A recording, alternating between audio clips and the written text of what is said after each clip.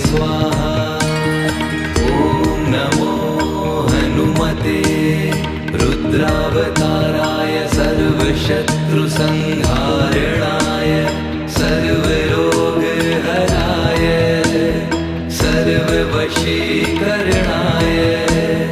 रामदूताय स्वाहा। ॐ नमो हनुमते रुद्रावताराय सर्वशत्रुसंहारणाय सर्वरोगहराय सर्ववशीकरणाय